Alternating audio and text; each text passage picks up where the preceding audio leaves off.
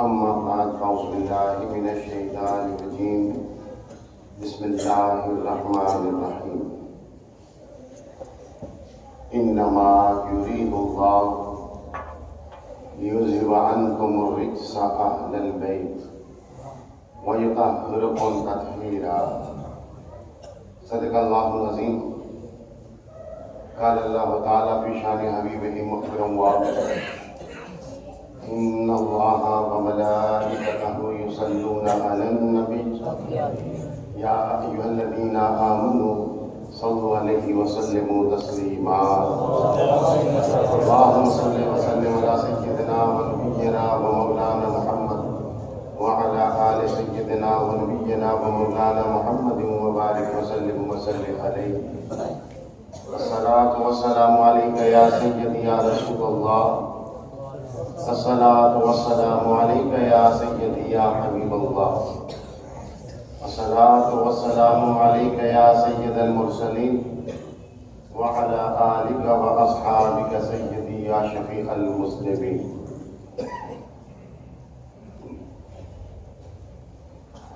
اللہ رب العزت کی حمد و ثنا تعریف اور توصیف اور آقا حضور علیہ الصلوۃ والتسلیم پر دل کی گہرائیوں سے حدیث درود و سلام کے بعد نہایت ہی واجب الاحترام برادران اسلام، آج کی اس محفل محبت میں اور آپ حاضر ہیں۔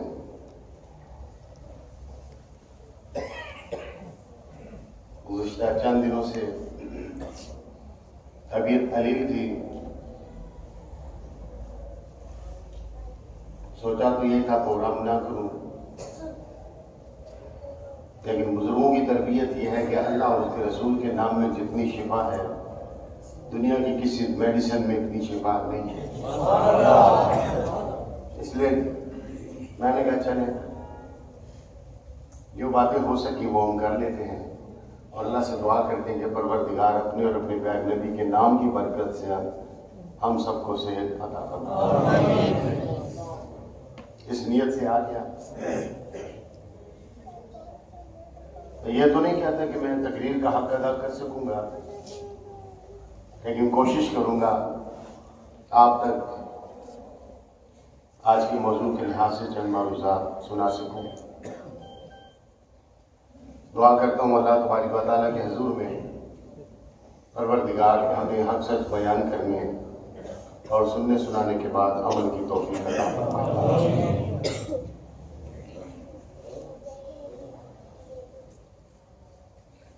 سب سے پہلے ایک ذہن کی تعلیم کر لیتے ہیں۔ ہم سارے دنیا دار لوگ ہیں، اپنی اپنی دنیا میں رہتے ہیں اور اپنے اپنے تئیں بہتر جانتے ہیں کہ ہم کتنے پانی میں ہیں۔ کوئی اتنے نیک اعمال نہیں ہمارے پاس کہ جس پر ہم دعویٰ کر سکیں کہ اللہ تبارک و تعالیٰ ہم سے خوش ہے۔ ہاں، توکل بھروسہ اس کی ذات پر ہے، امید رکھتے ہیں مالک کا کرم ضرور ہے، اور یہ کرم ہے تو ہم یہاں بیٹھے ہوئے ہیں۔ لیکن دنیا میں رہنے کے ساتھ ساتھ لگتا یوں ہی ہے کہ ہم گناہ گار ہیں، کسی نہ کسی طریقے سے کوئی نہ کوئی خطا ہو رہی ہے، ہم کامل نہیں ہیں۔ لہذا ہر وقت دعا کرتے رہتے ہیں کہ اللہ تبارک و تعالیٰ ہمیں معافی عطا فرمائے۔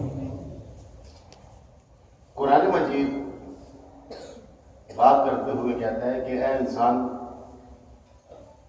تو جتنا بھی گناہ گار ہے اپنے مالک سے پیار کرتے ہوئے میدان عمل میں آ اور اللہ سے دعا کرتا رہے۔ ہم گناہ پر اپنی زندگی گزارنے کے ساتھ جب اللہ کے حضور آ جاتے ہیں تو دعا کرتے ہیں، مولا مجھے گناہوں سے محفوظ رکھ، اے اللہ مجھے گناہوں سے بچا، اے اللہ مجھے غلاظت سے بچا، مجھے نجاست سے بچا، مجھے بد عقیدگی سے بچا۔ عربی زبان میں دو لفظ استعمال ہوتے ہیں، ایک ہے نجس، نجس بھی کہتے ہیں، نجس بھی کہتے ہیں۔ اللہ تعالیٰ نے قرآن پاک میں بیان فرمایا انما المشرکون نجس، بے شک یہ مشرک لوگ جو ہیں یہ نجس ہیں، پلید ہیں، ناپاک ہیں۔ کافروں کو کہا جا رہا ہے یہ عقیدے کی وجہ سے ناپاک ہے انسان اللہ کی مخلوق ہے، ان کو بھی اللہ ہی نے پیدا کیا، لیکن جہالت کی وجہ سے، بدبختی کی وجہ سے، دل کے اندھیروں کی وجہ سے، ذہنوں کی تنگی کی وجہ سے، بصیرت نہ ہونے کی وجہ سے، بد عقیدگی کی وجہ سے یہ خدا کا شریک بنا لیتے ہیں، جس کی وجہ سے قرآن نے کہا کہ یہ ناپاک ہے۔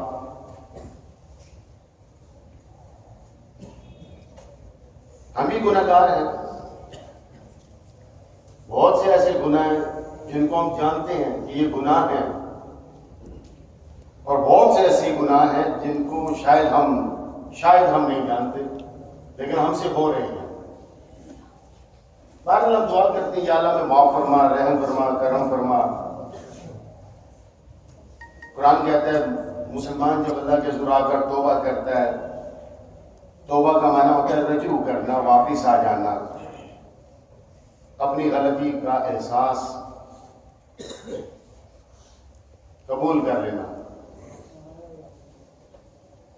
رفتہ رفتہ ہم دعا کرتے ہیں اے اللہ رحم فرما، کرم فرما، یا اللہ رحم فرما، کرم فرما، یا اللہ معافی دے دے، معافی دے دے، معافی دے دے۔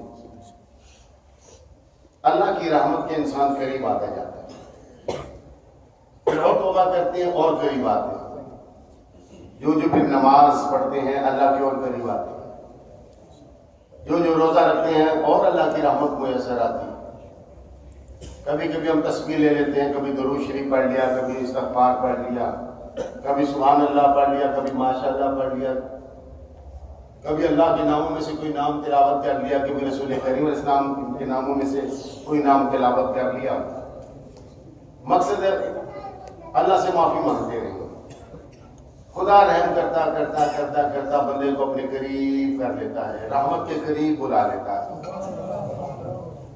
نبی علیہ السلام نے یہی ارشاد فرمایا نا کہ یہی انسان جب گناہوں کی زندگی کو چھوڑ کر اللہ کی رحمت کے قریب آ جاتا ہے تو ایک وقت اس انسان کی زندگی میں ایسا بھی آتا ہے کہ یہی بندہ ہوتا ہے جو عبادت کرتے کرتے، نفل پڑھتے پڑھتے، اللہ کو راضی کرتے کرتے، تسبیحات اور اعمال و وظائف ادا کرتے، حقوق و فرائض کا خیال کرتے ہوئے جب خدا کی رضا کو پا لیتا ہے تو ایک لمحہ اس کی زندگی میں ایسا بھی آتا ہے کہ وہی رب کریم ارشاد فرماتے ہیں کہ یہی انسان ہوتا ہے پاؤں اس کے ہوتے ہیں طاقت میری ہوتی ہے، ہاتھ اس کے ہوتے ہیں صلاحیت میری ہوتی ہے، آنکھ اس کی ہوتی ہے دیکھنا میرے رب کا ہوتا ہے۔ اللہ فرماتا ہے پھر یہ نہیں ہوتا، اس میں میں ہوتا ہوں، پھر اس کے کام میرے کام ہوتے ہیں۔ حدیث مشہور ہے یہ کہ اللہ پاک فرماتے ہیں پھر یہ نہیں رہتا۔ کتنا اللہ تعالیٰ کو اس بندے سے پیار ہوگا اگر اللہ تبارک و تعالیٰ کسی بندے کو معافی دے دے، کرم فرما دے اور رحمت کے قریب کر لیں، اپنی ذات کے قریب بلا لیں، تو یہی انسان غلاظت سے نکل کر، نجاست سے نکل کر، بد عقیدگی سے نکل کر اللہ کی رحمت کے قریب آ جاتا ہے اور رب کریم اس بندے سے پیار کرتے ہیں۔ اور ایک لمحہ ایسا بھی آتا ہے کہ یہی انسان اگر اپنے ماں باپ کو راضی کر کے دعائیں لے لے، اپنے بیوی بچوں کے حقوق و فرائض کا خیال کرتے ہوئے اللہ پاک کو راضی کر لیں، اپنی بساط کے مطابق عمل کرنے کی کوشش کرے، جو کر سکتا ہے وہ تو کرے نا، اور جو نہیں کر سکتا یا جو نہیں ہو سکا وہاں پر وہ اللہ تعالیٰ سے معافی مانگتا رہے کہ مولا یہاں تک تو میں نے ادا کر دیا، اس سے آگے میری بساط نہیں ہے، میں انسان ہوں، کمزور ہوں، مولا معاف فرما دے تو اللہ معاف فرما دے۔ تو ایک وقت ایسا بھی آتا ہے کہ یہ انسان ہے کہ اللہ تبارک و تعالیٰ جب اس سے راضی ہوتے ہیں تو اس کے سر پر ولایت کا تاج سجا دیتے ہیں، ولایت کا تاج سج جاتا ہے۔ ماں کے پیٹ سے چند مثالیں تاریخ میں ہیں جو ماں کے پیٹ سے ولی پیدا ہوئے، مادرزاد ولی پیدا ہوئے، وہ چند ایک ہے، گنتی میں، لیکن اکثریت وہ ہیں جنہوں نے سلوک کی منازل طے کی، ہدایت پا کر خدا کو راضی کر کے انہوں نے مرتبے پائے اور اس کائنات میں مینار نور بن کر انسانوں کے درمیان میں زندگی گزاری۔ یہ تو وہ طبقے اس میں نے بات کی جو ہمارے میں سے ہیں، ہم میں سے ہیں، کہ غلاظت کی زندگی میں سے ہم نکل آئے اور خدا کی رحمت کے قریب آ گئے۔ ہم نے دعا کی تھی، یا اللہ مجھے بچا، یا اللہ مجھے بچا، قریب تھا کہ گناہ ہمیں پکڑ لیتا، ہم سے چمٹ جاتا، ہم سے گناہ ہو جاتا، ہوتا بھی ہے، لیکن قرآن میں سورہ احزاب تلاوت کریں نا، رب کریم ارشاد فرماتے ہیں انما یرید اللہ لیذھب عنکم الرجس اہل البیت ویطہرکم تطہیرا۔ اللہ تبارک و تعالیٰ نے نبی علیہ السلام کے گھرانے سے متعلق بات کی اور ارشاد فرمایا کہ بے شک وہ اللہ چاہتا ہے، انما یرید اللہ، بے شک وہ اللہ چاہتا ہے۔ لفظ ہے یرید، اس کو ہم کہتے ہیں، یہ پریزنٹ ٹینس ہے، اس کو کہتے ہیں فعل مضارع۔ عربی زبان میں فعل مضارع یعنی پریزنٹ ٹینس وہ ہوتا ہے جس میں دو زمانے پائے جاتے ہیں، ایک حال اور ایک مستقبل کا، یعنی اللہ چاہتا ہے، اللہ چاہتا رہے گا۔ اے نبی کے گھر والوں، یہ صرف زمانے رسول کی بات نہیں ہے، جب اور جہاں رسول کریم اسلام کی اولاد ہوگی اور کسی بھی زمانے میں ہوگی، اللہ چاہتا رہا تھا، اللہ چاہتا رہا ہے، اللہ چاہتا رہے گا۔ اے نبی کے گھر والوں کہ تم اس سے نجاست کو دور کر دے۔ ہم چاہتے تھے کہ اللہ ہم سے نجاست کو دور کرے، ہم ابھی بھی دعا کرتے ہیں یا اللہ نجاست، کمزوریاں، بدعقیدگی دور کر دے، یا اللہ ہدایت کا نور دے دے، ہدایت کی منزل عطا کر دے۔ ہم چاہتے ہیں کہ اللہ ہم سے گناہ دور کر دے، ہم چاہتے ہیں کہ اللہ ہمارے وجود سے عیب دور کر دے، ہم چاہتے ہیں کہ اللہ ہماری کمزوریاں دور کر دے۔ لیکن نبی کے گھر والے کتنے سونے ہیں کہ یہاں تو خدا کہہ رہے ہیں کہ میں خدا چاہتا ہوں، یہی نبی کے گھر والوں اللہ تم سے تمام عیوب و نقائص دور کر دے۔ تو پھر ہم میں اور سادات میں فرق ہوا کہ نہیں؟ ہم امتی ہیں، ہم چاہ رہے ہیں کہ ہم سے گناہ دور ہو، ہمیں اللہ معاف کرے، لیکن اہل بیت تو وہ ہیں کہ جس کے بارے میں قرآن قیامت تک کے لیے شورٹی دے رہا ہے کہ بے شک اللہ چاہتا ہے لِيُذْهِبَ عَنْكُمُ الرِّجْسَ، کہ ان کے وجود سے گناہ کو دور کر دے، بدعقیدگی کو دور کر دے، پلیدگی کو دور کر دے۔ تو ہمارے جو 12 امام کبھی سوچا ان کے علوم و فنون کا عالم کیا ہوگا، ان کے تقوی کا عالم کیا ہوگا، ان کی فراست کا عالم کیا ہوگا، ان کی قرآن فہمی کا عالم کیا ہوگا، ان کی حدیث دانی کا عالم کیا ہوگا، ان کی فقہ کی سمجھ کیا ہوگی۔ کیا کبھی ہم نے تنہائی میں بیٹھ کر سوچا کہ جس علی المرتضیٰ کے ہم نعرے لگاتے ہیں اور حیدر کرار کے نعرے لگا کر اپنے ایمانوں کو کبھی کرتے ہیں، اور اس علی المرتضیٰ شیر خدا کا عالم اللہ کے حضور میں کیا ہوگا؟ خدا نے زمین پر علی المرتضیٰ کو کیا پیدا کیا ہے کہ مصطفیٰ کی زبان نے کہا کہ جس کا میں مولا ہوں اس کے علی مولا ہے۔ حدیث تم نے پڑھ لی، سن لی، نعرہ بھی لگا دیا، لیکن کبھی ادھر سے مانو کہ ان کو مشکل کشا کیوں کہتے ہیں، ان کو حیدر کرار کیوں کہتے ہیں؟ لفظ تو ہم نے پڑھے ہوئے ہیں، لیکن کبھی لفظوں میں اتر کر ہم نے ان شخصیات کو سمجھا ہی نہیں ہے۔ علی المرتضیٰ کی بات تو بہت دور کی ہے، ان کی اولادوں میں سے ایک اولاد کا ذکر سناؤں، حضور سیدنا امام جعفر صادق رضی اللہ تعالیٰ عنہ ہے، وہ آپ کو تو پتہ بھی نہیں ہے، یورپ غیر مسلم یورپ ایبسلوٹلی سلام کرتا ہے امام سیدنا جعفر صادق کی عظمت کو۔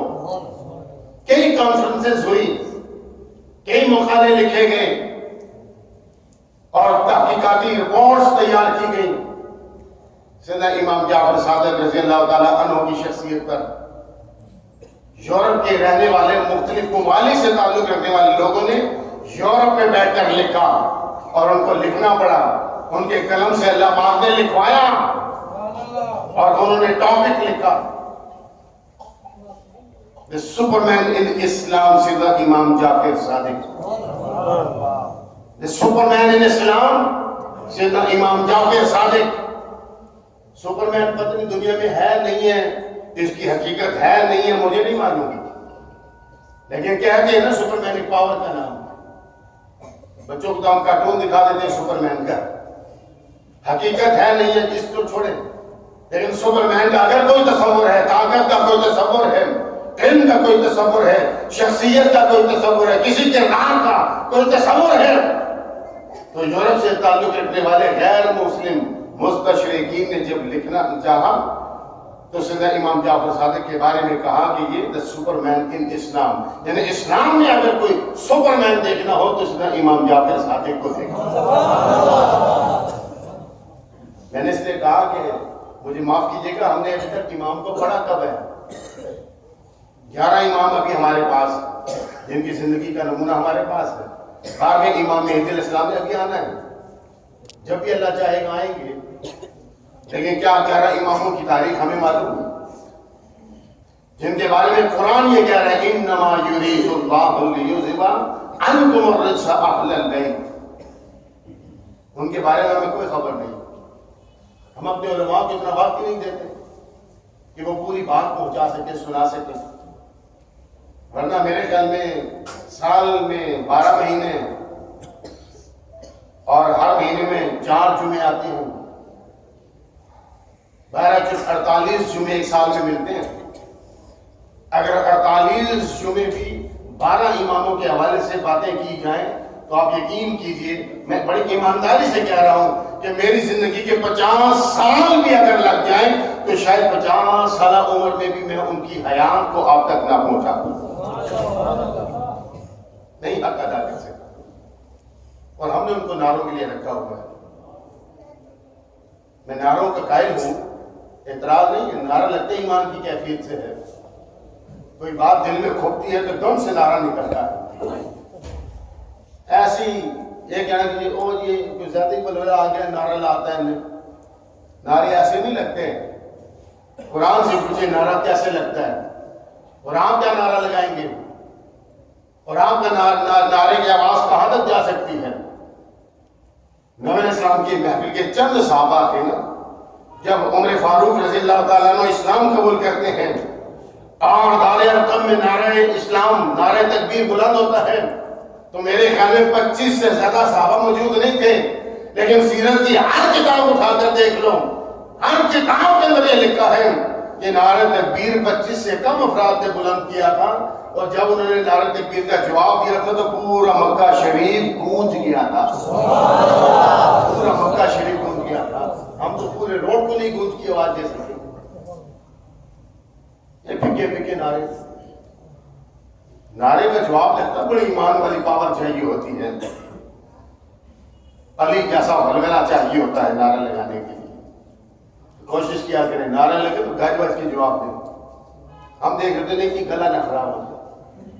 بہرحال امام سیدنا جعفر صادق رضی اللہ تعالیٰ عنہ کی بات بتا رہا تھا، امام سیدنا جعفر صادق قرآن مجید کے اتنے زبردست عالم، اپنے زمانے کے اسکالر، قرآن پر مکمل عبور حاصل، زمانہ آپ کے قدموں میں رکھا تھا، حدیث شریف کے بہت بڑے فاضل تھے، فقہ کے اپنے زمانے کے امام، علوم و فنون پر دسترس، اور پھر 1 2 نہیں 5 10 نہیں 50 نہیں آج کی اس جدید ترقی یافتہ دنیا کے اندر جتنے بھی علوم ہیں وہ تمام کے تمام سیدنا امام جعفر صادق کے سینے میں محفوظ ہیں. یہاں پر جو ابھی تک اس میں پھنسے ہوئے انگلش آنی چاہیے اور جی میتھ آنا چاہیے. کبھی اپنے امام کو سامنے رکھ کر دیکھیں نا, ان کو انگلش کتنی آتی ہوگی, ان کو میتھ ریاضی کتنا آتا ہوگا, ان کو فزکس کتنی آتی ہوگی, ان کو کیمسٹری کتنی آتی ہوگی. ہم تو کہتے ہیں کہ مولوی صاحب ہے, مسجد کے امام ہے, یہ خطیب صاحب ہے, یہ مولوی, بس مولوی کہہ کے جان چھڑا لیتے ہیں. لیکن کبھی سوچا نہیں ہے کہ اس امام نے اپنی زندگی میں علم کو کتنا وقت دیا. سبحان اللہ. امام صاحب نے 8 سال کا جو کورس کیا ہوتا ہے نا درس نظامی کا, کبھی ان کی ٹیکسٹ بک آپ دیکھ لیں تو صرف ایک بخاری شریف ایک جلد میں ہے, جو اتنی بڑی جو درس نظامی کی کتاب ہے, میں اس کی بات کر رہا ہوں. عام تو چھوٹی چھوٹی کتابیں مل جاتی نا, عام بک جو ہوتی ہے, لیکن درس نظامی کی کبھی کتابیں دیکھیں نا جو اتنے بڑے رجسٹر ہوتے ہیں, اتنے موٹے ہوتے ہیں. کبھی کسی طالب علم کے ہاتھ میں نہیں دیکھا ہوگا کہ مدرسے سے ادھر بغل میں دبا کے گھر لے کے جا رہا ہو. اتنی وزنی کتابیں ہوتی ہیں, وہیں ڈیسک پہ کھولنی پڑتی ہیں, وہیں بند کر کے ہم گھر آ جاتے ہیں. یہ تو اللہ کا فضل ہے کہ زبانی یاد ہو جاتی ہیں تو گھر آ کے پریکٹس کر لیں گے. لیکن کبھی آپ کو میں دوں نا کیونکہ یہ کتاب پکڑے اور یہاں سے صرف اپنے گھر تک جائیں, اور گھر تک جاتے ہوئے 4-5 مرتبہ تو آپ ادھر سے ادھر کریں گے اور ادھر سے ادھر کریں گے.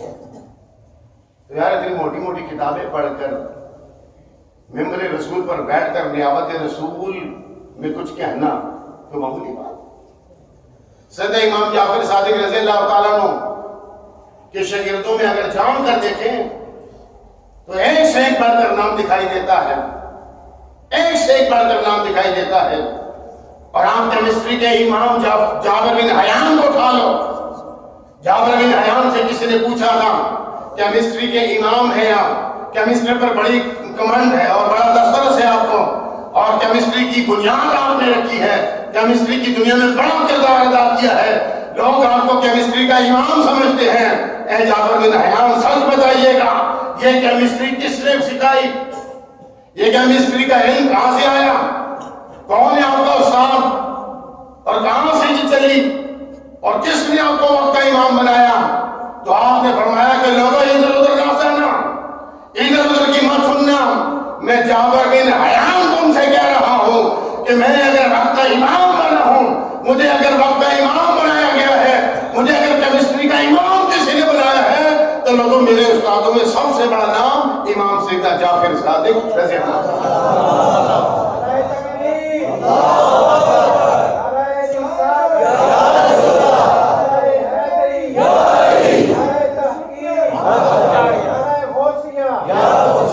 کیمسٹری پڑھنے والا ذرا ہوش کے نہ کھل لو.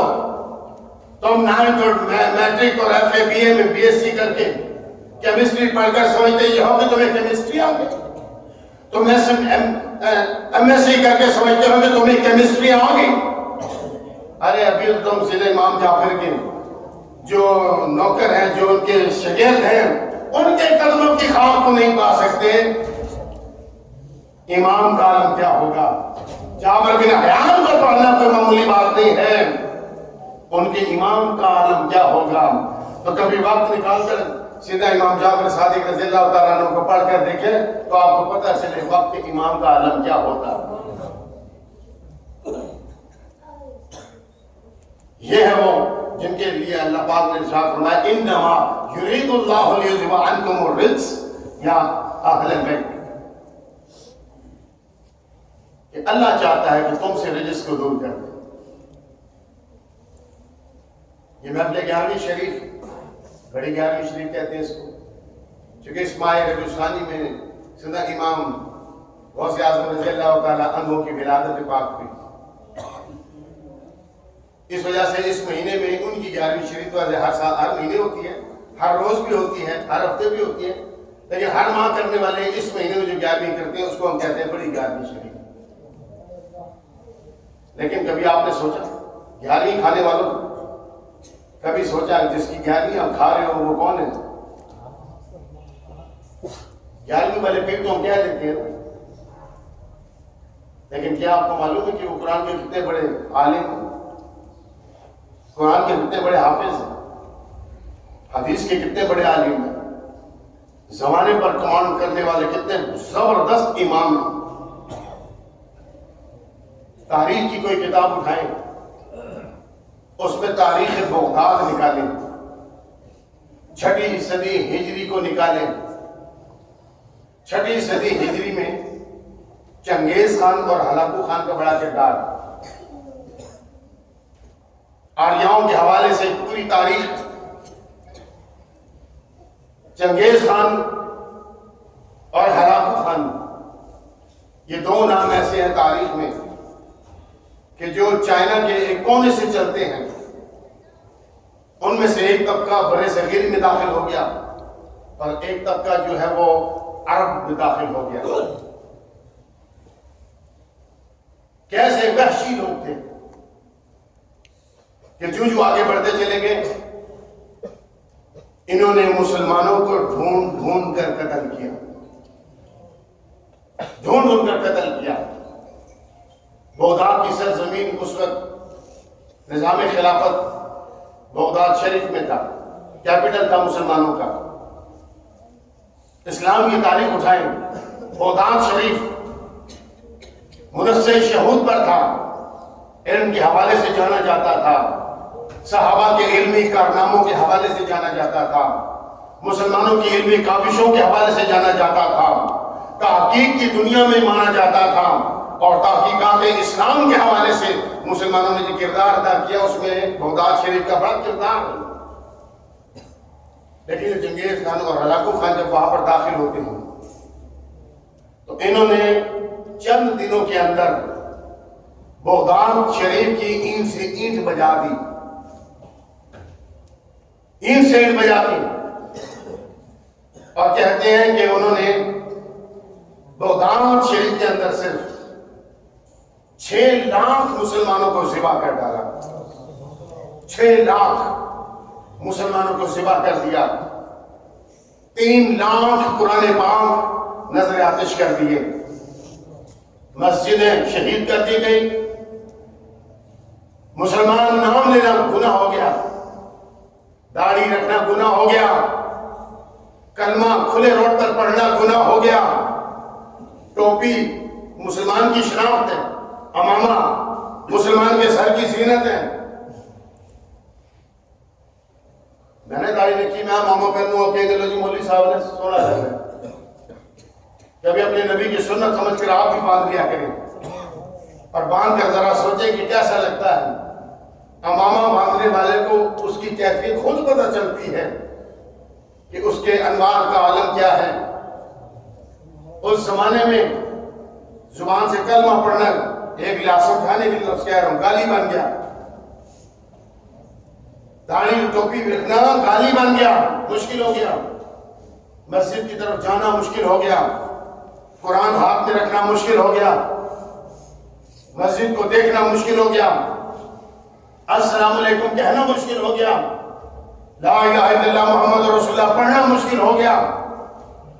اسلام کا عالم کیا ہوگا، بغداد کا عالم کیا ہوگا؟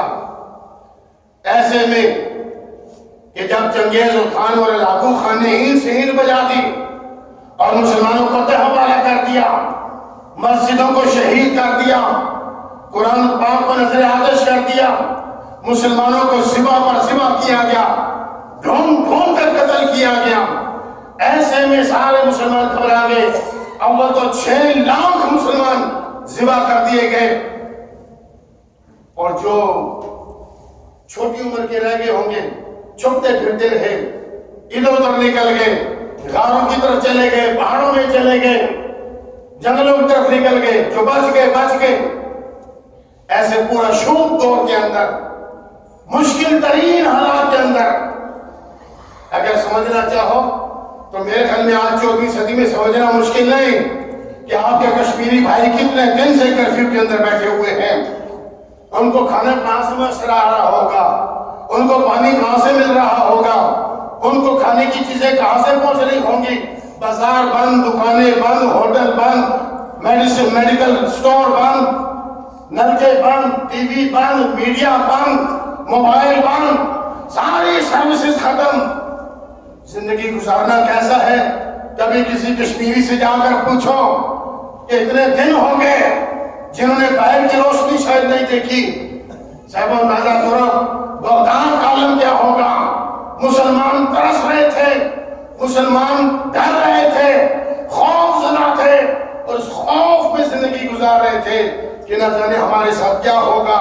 کاش کوئی اوپر سے رحم کیا جائے، کاش کوئی ہدیہ کامل دے دیا جائے، کاش کوئی ہمیں آئیڈل مل جائے، کاش کوئی رہبر اعظم مل جائے، کاش کوئی ہمیں بچانے والا آ جائے. اللہ تعالیٰ نے بغداد والوں کی دعا سنی اور ایسے میں شیخ عبد القادر جیلانی رضی اللہ تعالیٰ عنہ پروانہ کہتے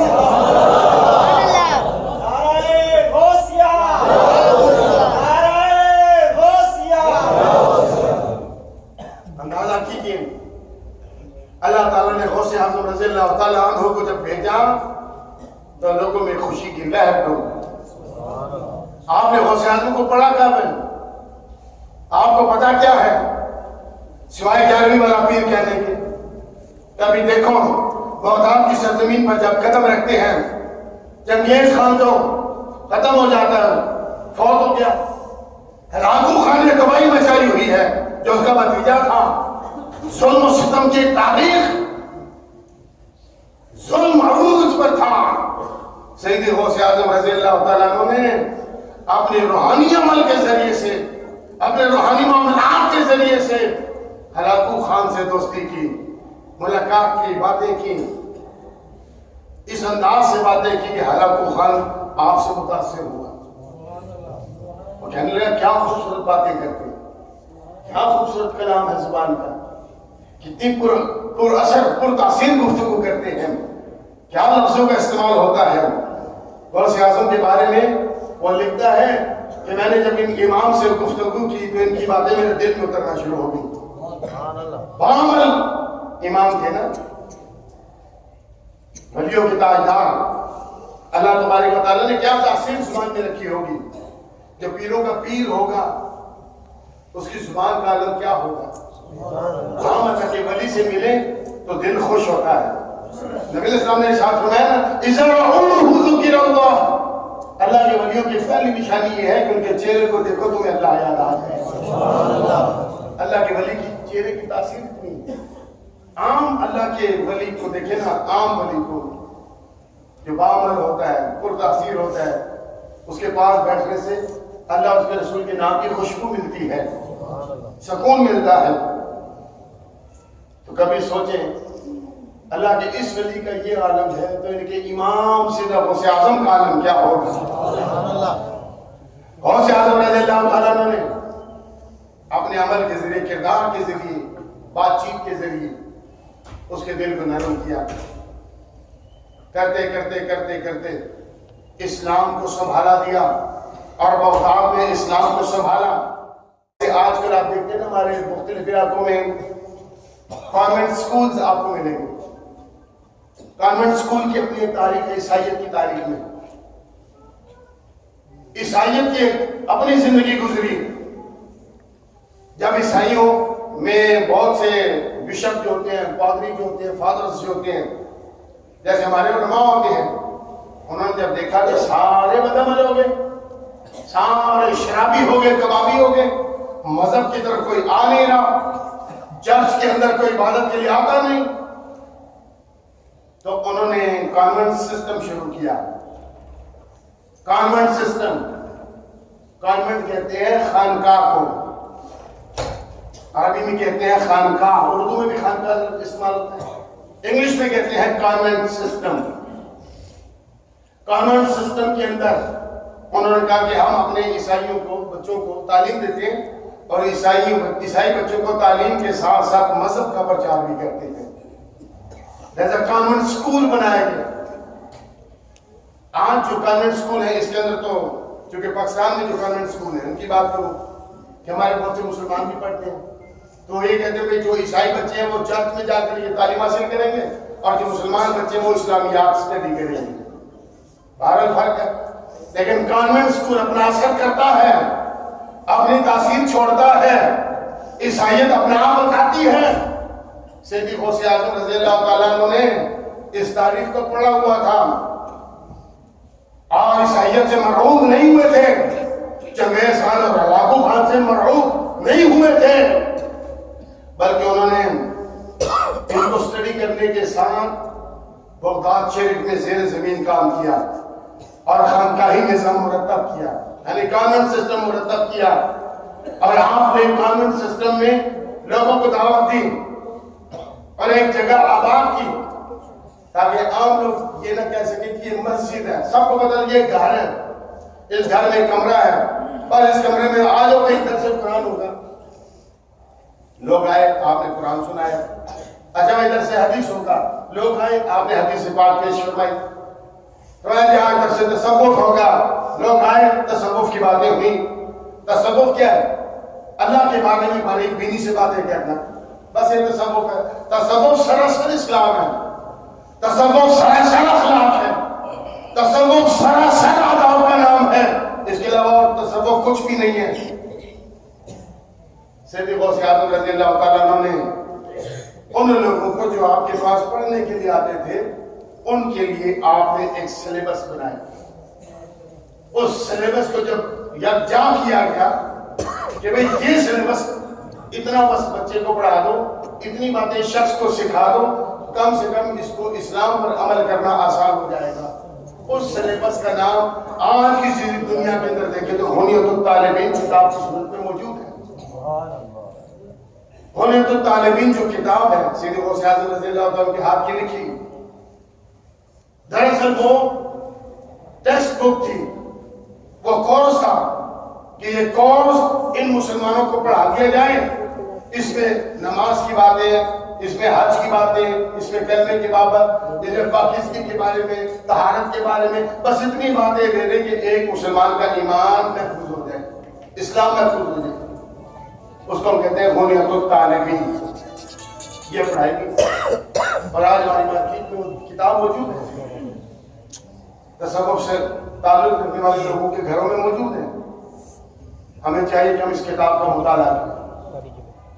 سیدی غوث اعظم رضی اللہ تعالیٰ عنہ کا کردار بغداد کی تاریخ میں اتنا زبردست ہے کہ آنے والے زمانوں میں الحمدللہ نے ایک طریقہ بنا لیا. جیسے ہمارے سن 65 میں شہداء جو تھے پاکستان کی تاریخ میں، سن 65 کی جنگ میں جن لوگوں نے شہادت پائی، ہم نے ان کو نشان حیدر دیا. نشان حیدر دینے کے ساتھ آج ہر سال ان کی قبروں پر جا کر سلوٹ کیا جاتا ہے. ایبسولوٹلی ان کی قربانی کو قبول کیا جاتا ہے کہ انہوں نے پاکستان کے لیے اپنی جان قربان کی ہے. نشان حیدر سب سے بڑا اعزاز انہیں عطا کیا گیا اور ان کا نام منصب شہود پر آ گیا.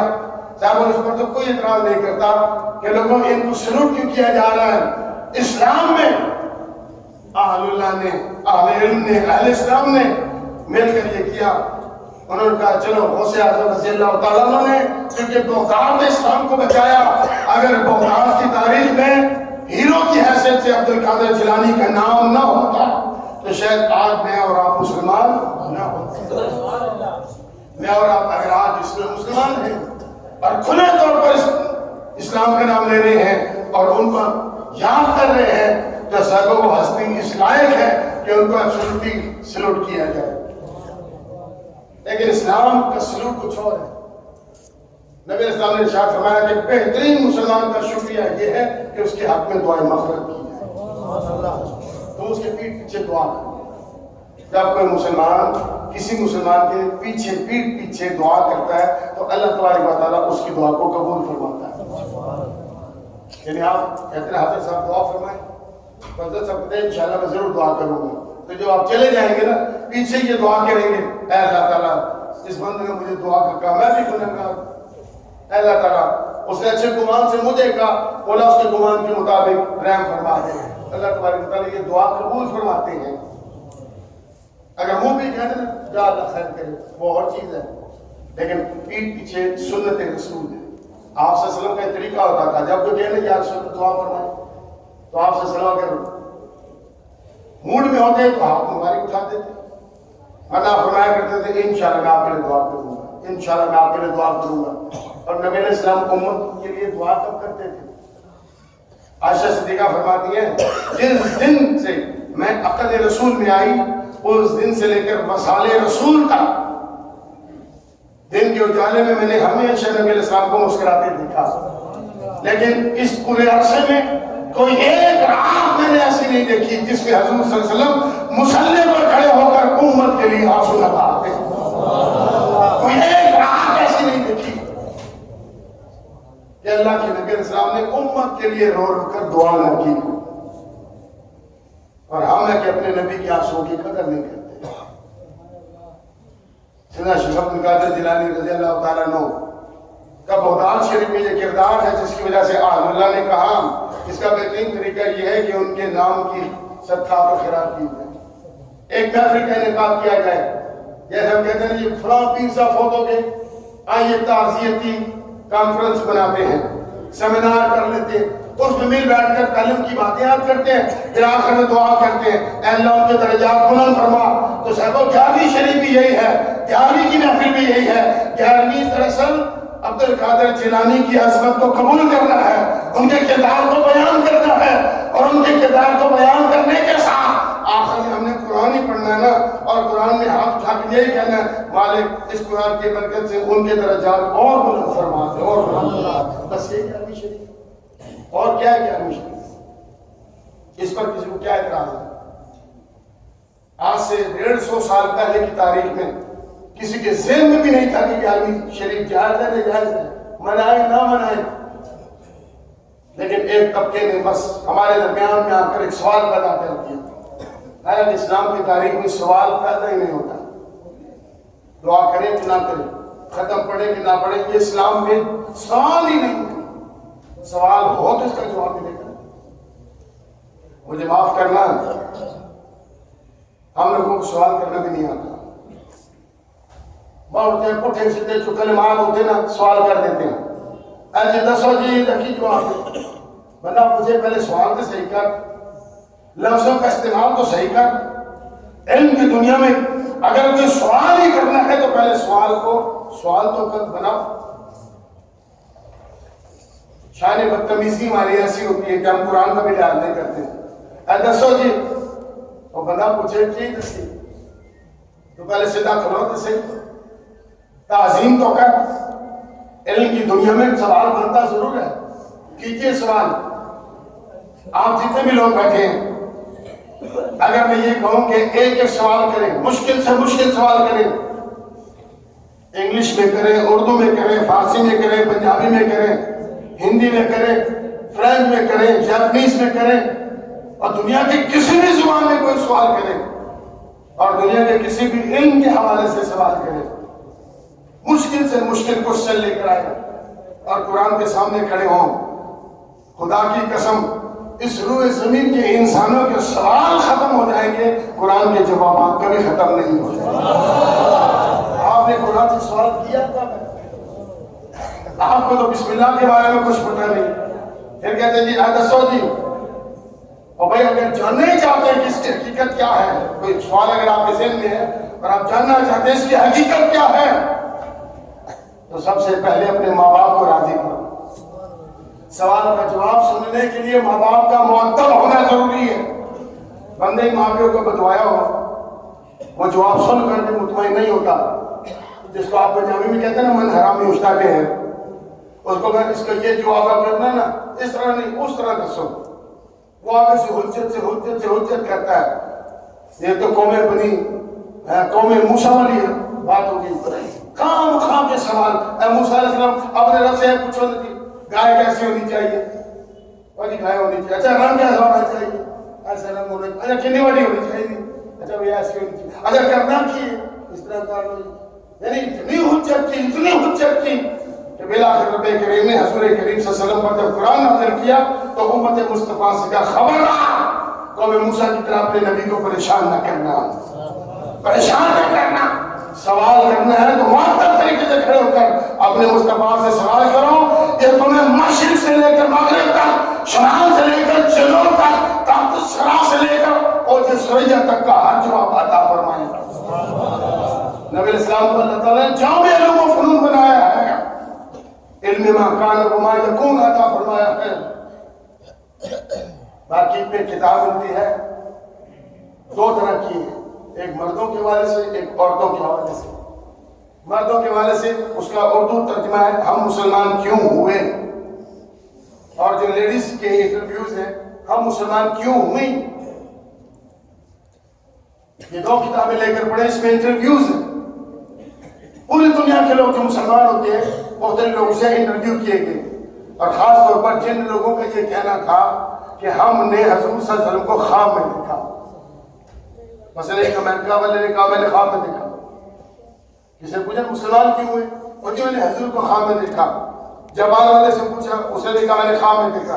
تو ان کتابوں میں جنہوں نے حضور صلی اللہ علیہ وسلم کو خواب میں دیکھا ان کے انٹرویوز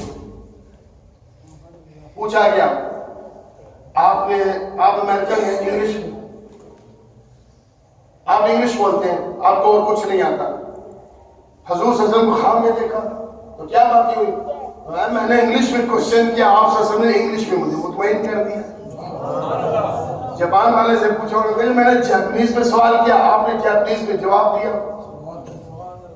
اردو والے سے پوچھا گیا، اس نے کہا جی میں نے جب دیکھا اردو میں سوال کیا، اردو میں جواب دیا، اور ایسا جواب دیا جو دل و نگاہ کو روشن کر گیا.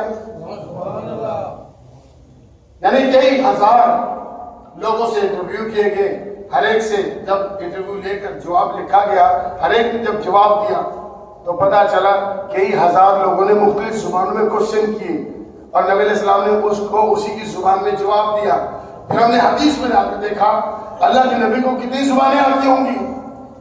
تو نبی پاک صلی اللہ علیہ وسلم نے اپنی حیات پر ارشاد فرما دیا تھا.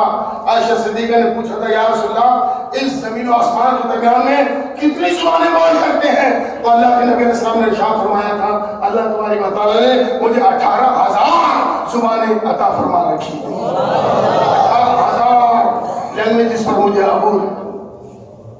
جس زبان میں سوال کرو گے جواب ملے گا. آپ کیا سمجھتے ہیں رسول کریم صلی اللہ علیہ وسلم کو؟ کیا صرف عربی پڑھتے ہیں یا داڑھی ٹوپی پہن کر ماما باندھ کے آپ صلی اللہ علیہ وسلم محمد بن کر ممبر بنا گے؟ اگر زمانے کے لیے آپ خاتم النبیین ہیں تو یہ ہو نہیں سکتا صاحبہ آپ کو زبانیں نہ آتی ہوں. زبانیں آتی ہیں تو کائنات کو مطمئن کر رہے ہیں نا. آج سائنس آسمان سے باتیں کر رہی ہے، چاند سے آگے جانے کی پلاننگ ہو رہی ہے. تو صاحبہ آج آگے سے آگے بڑھنے والا شخص علم کی دنیا میں جب بڑھ رہا ہے وہ جب واپس آتا ہے تو کہتا ہے جہاں تک میں جا سکا، جہاں تک میں بتا سکا وہاں تک تو میں بتا رہا ہوں، لیکن اس سے آگے کی باتیں تو مصطفیٰ نے پہلے ہمیں بتا رکھی، پہلے بتا رکھی. لیکن ہم اپنے نبی علیہ السلام کو بس کرنے کہتا کہتے ہیں لا الہ الا اللہ محمد رسول اللہ، جو محمد رسول اللہ یہ میرے حضور صلی اللہ علیہ وسلم ہے. صاحب ایسے کلمہ نہیں کرتا.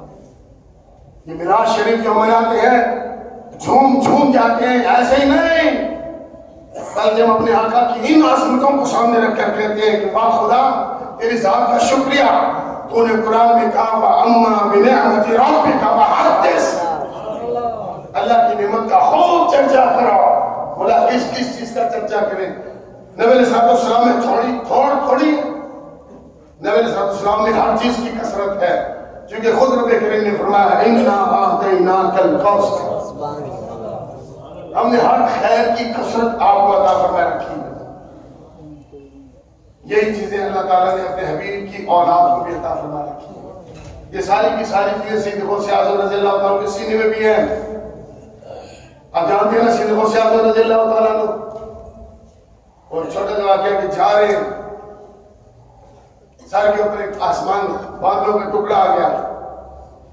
چلتے چلتے آپ کو آواز آئی اے عبد القادر آپ پر جو چیزیں حرام ہیں آج سے حلال کرتے ہیں، آج سے آپ کے لیے حلال ہے جو چیزیں حرام کی تھی. عبد القادر جیلانی رضی اللہ تعالیٰ عنہ کے اگر میں اور آپ ہوتے تو میرے خیال میں ہم جھوم جاتے. واہ جی آسمان سے آواز آ گئی، واہ جی میں تو بڑا پہنچے ہیں بھائی کیا بات ہے، اللہ تعالیٰ مجھ سے کلام کر رہا ہے. لیکن یہ عبد القادر جیلانی تھے، صاحب فراست تھے، صاحب بصیرت تھے. آپ کہتے ہیں ایک لمحے میں میں نے سوچا اگر کربلا میں حسین پر کوئی حرام چیز حلال نہیں تو عبد القادر تو کیا چیز ہے؟ تو میں نے کہا یہ ہون اور شیطان ہو سکتا ہے. آپ نے فوراً کہا لا حول ولا قوت الا باللہ العلی العظیم. شیطان چیخا، بادلوں کا ٹکڑا پھٹ گیا، اس میں سے چیخ کی آواز آئی اور شیطان نے کہا کہ اے عبد القادر آپ کے علم نے آپ کو بچا لیا ہے. عبد القادر کہنے لگے نہیں، علم میں حجاب ہوا کرتا ہے، مجھے میرے علم نے نہیں بلکہ اللہ کے فضل نے محفوظ رکھا ہے. اس لیے جو اللہ کے نیک بندے ہوتے ہیں وہ اپنے علم اور تقویٰ پر بھروسہ نہیں کرتے، وہ اللہ کے فضل پر بھروسہ کرتے ہیں.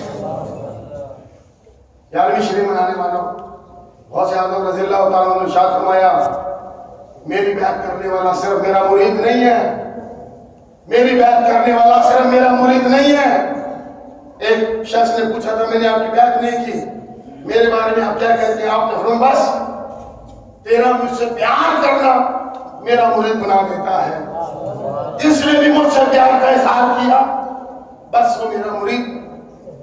کیونکہ آپ نے شاہ فرمایا نا قصیدہ غوثیہ لکھا آپ نے، اور قصیدہ غوثیہ عربی زبان میں اب تو ترجمے کے ساتھ ملتا ہے.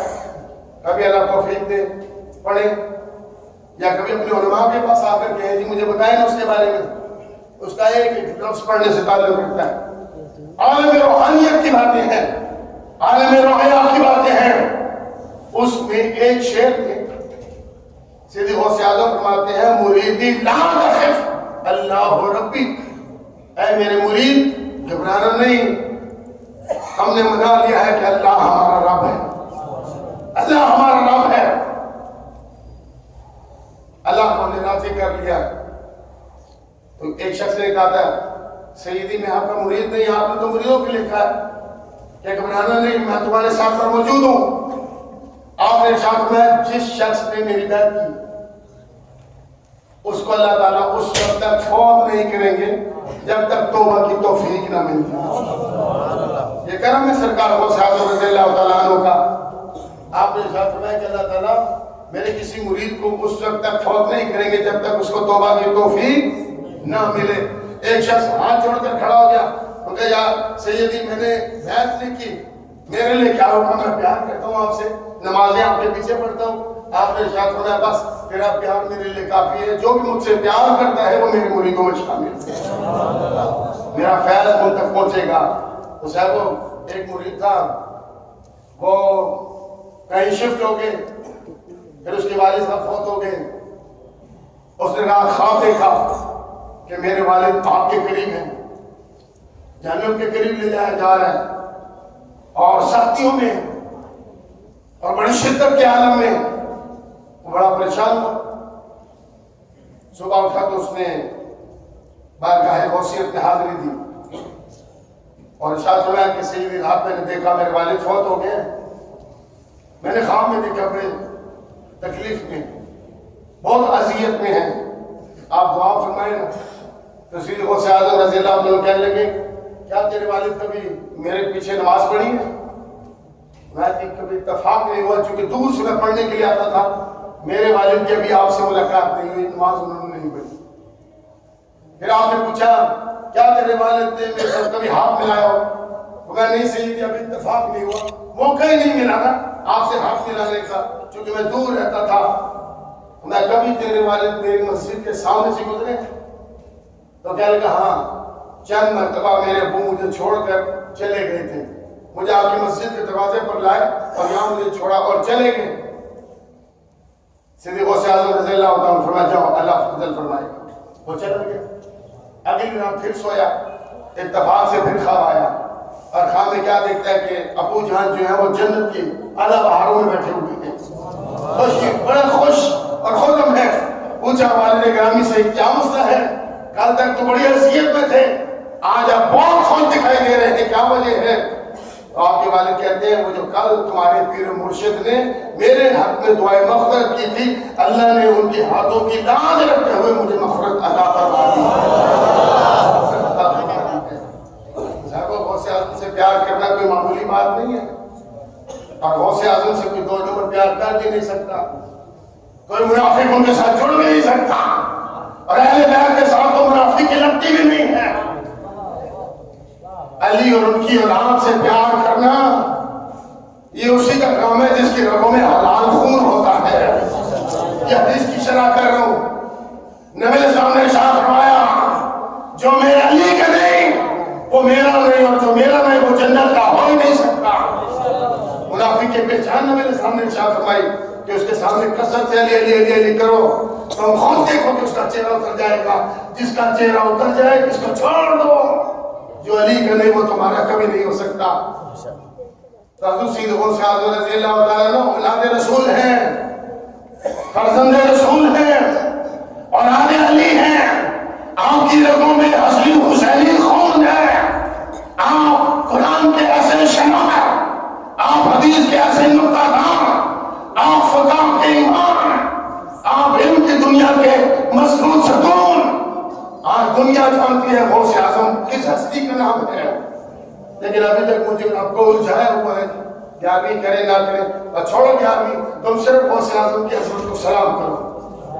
تم صرف غوث اعظم کی عظمت کو سلام کرو. کہ اگر یہ بغداد کی تاریخ میں نہ ہوتے تو شاید میں اور آپ آج مسلمان نہ ہوتے. کیا اتنا کردار تھا؟ یہ ہے غوث اعظم رضی اللہ تعالیٰ عنہ.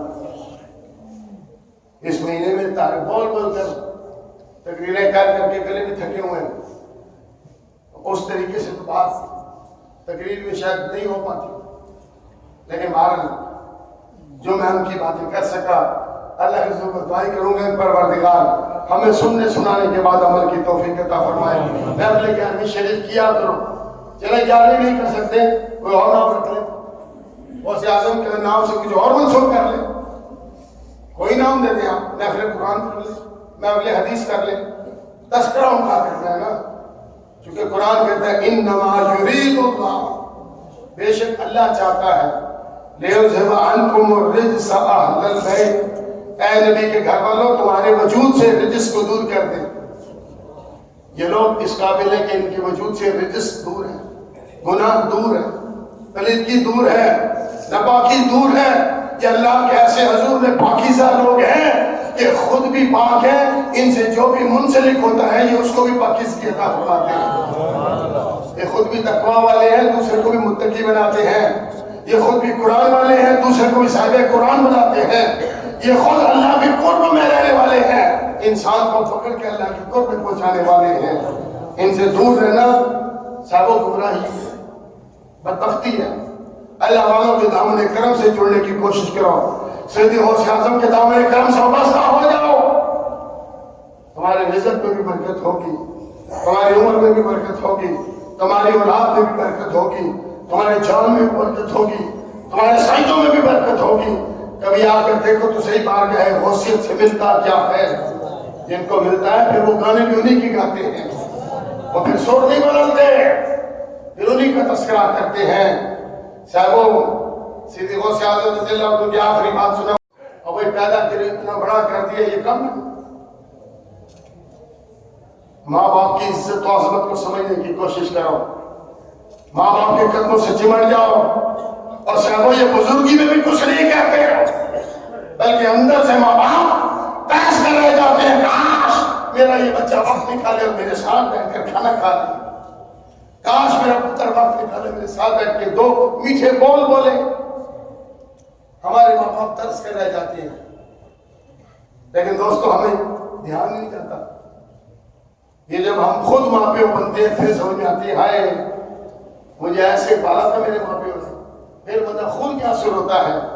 اگر ماں باپ حیات ہیں تو خدا را ان کے قدموں کے ساتھ چمٹ جاؤ، ان کی فرما برداری کر لو. اگر ناراض ہے تو معافی مانگ لو، راضی کر لو. یہ تمہارے سر کے تاج ہیں. اگر یہ راضی ہو گئے تو آسمان والا رب تم سے پہلے ہی راضی ہے. اور اگر یہی راضی نہیں تو تم کتنے بڑے ولی اللہ بن جاؤ تمہاری مغفرت کا کوئی بندوبست نہیں ہے. اور اگر ماں باپ فوت ہو گئے، اللہ کے نبی نے ارشاد فرمایا کہ تمہیں محروم نہیں چھوڑتا. ارشاد فرمایا من زار قبر ابویہ او احدہما، امی ابو میں سے کوئی ایک فوت ہو گیا یا دونوں فوت ہو گئے، جس شخص نے ماں باپ کی قبر کی زیارت کی فی یوم الجمعہ، جمعہ کے دن، وقرأ یاسین، اور ان کو سورہ یاسین بھی سنائی. ارشاد فرمایا غفر لہ، بس اس کے گناہوں کو معاف کر دیا جاتا ہے۔ سبحان اللہ، کتنی بڑی توفیق اللہ دیتا ہے۔ پوچھا گیا یا رسول اللہ، ماں باپ کی قبر پر جمعے کے دن جائیں اور سورہ یاسین تلاوت کریں، سورہ یاسین ہی کیوں؟ فرمایا سورہ یاسین تھوڑی بڑی ہے نا، 83 آیات ہے۔ فرمایا کم سے کم سورہ یاسین پڑھنے کے بہانے ماں بیٹھے گا نا، بچہ اپنے ماں باپ کی قبر پہ جتنی دیر بیٹھتا ہے نا، ماں باپ ان سے سکون حاصل کرتے ہیں۔ اللہ تیرے پاس اتنا ٹائم ہے کہ سورہ یاسین کی تلاوت جتنا ان کے پاس بیٹھ جائیں، تو کوشش کریں۔ ماں باپ حیات ہیں تو ان کے قدموں کے ساتھ جڑ جاؤ، دعائیں لو۔ آج دعائیں لوگے، خدا کی قسم یہ دنیا بھی تمہاری ہے، محشر کا میدان بھی کامیاب ہے، اور اگر فوت ہو گیا تو دعائیں دیکھ کر دو۔ اور ماں باپ ناراض ہے تو معافی مانگ لو، ماں باپ سے معافی مانگنے میں عظمت ہے، ماں باپ کو راضی کرنے میں عظمت ہے، ماں باپ کو راضی کرنے میں خدا کی خدائی ملتی ہے، ماں باپ کو راضی کرنے میں اللہ تبارک و تعالیٰ سجدوں کا نور عطا کرتا ہے۔ وہ علامہ اقبال نے جو کہا نا، وہ ایک سجدہ جسے تو گرا سمجھتا ہے، ہزار سجدوں سے دیتا ہے آدمی کو نجات۔ پھر وہ سجدہ کر کے دیکھو۔ اللہ کے جو دعا کرتے ہیں کہ پروردگار عالم آج کس محفل محبت کو اپنی بارگاہ میں قبول فرمائے، آپ سب کا آنا، مل بیٹھنا، ہم سب کا سننا سنانا اپنی بارگاہ میں قبول فرمائے۔ اس دورانی میں اگر کوئی کمی بیشی رہ گئی ہو، اللہ تعالیٰ معافی دے، اور اللہ پاک اپنے اور اپنے پیارے نبی اور ان کی اہل بیت اطہار کے ذکر کی برکتوں سے ہمارے سینوں کو شفا بخشے، نور بخشے، راحت بخشے اور قرار قلب عطا فرما دے۔ خدا تعالیٰ اس مسجد کو آباد کرنے والوں کو آباد و شاد رکھے، خدا حضرت صاحب کا سایہ سر پر سلامت رکھے اور ان سے سیکھنے کی توفیق دے۔ صاحب اور زندگی کا کوئی بھروسہ نہیں ہے نا، کب آنکھ بند ہو جائے کچھ پتہ نہیں۔ اب زندگی سے بھروسہ اٹھ گیا، جس طرح سے باہر حادثے ہو رہے ہیں آپ کو پتہ ہی ہے، آج یہ ہو گیا، آج یہ ہو گیا، پتہ نہیں چلتا، فوت ہو جاتا ہے، کچھ پتہ نہیں کب کیا ہو جائے۔ اس سے پہلے کہ کچھ ہو، آؤ علماء سے پیار کا اظہار کرو، علماء سے پیار کرنا تمہاری مغفرت کا سبب بن جائے گا۔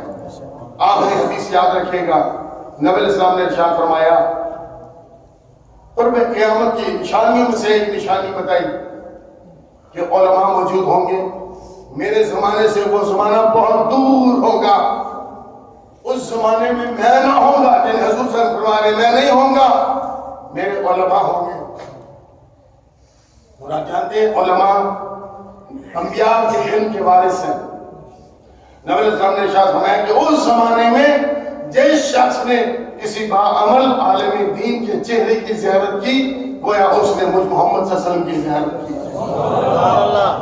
حدیث اس زمانے میں جس نے باعمل عالم کے چہرے کی زیارت کی، گویا اس نے مجھ محمد صلی اللہ علیہ وسلم کے چہرے کی زیارت کی۔ تو علماء کو اپنے درمیان میں غنیمت سمجھو، کوشش کیا کرو، کوئی ایک بات چھوٹی سی بات سیکھو، روز سیکھو۔ اللہ تعالیٰ عمل کی توفیق عطا فرمائے۔ انہی باتوں پہ اتفاق کرتا ہوں۔ وآخر دعوانا ان الحمدللہ رب العالمین۔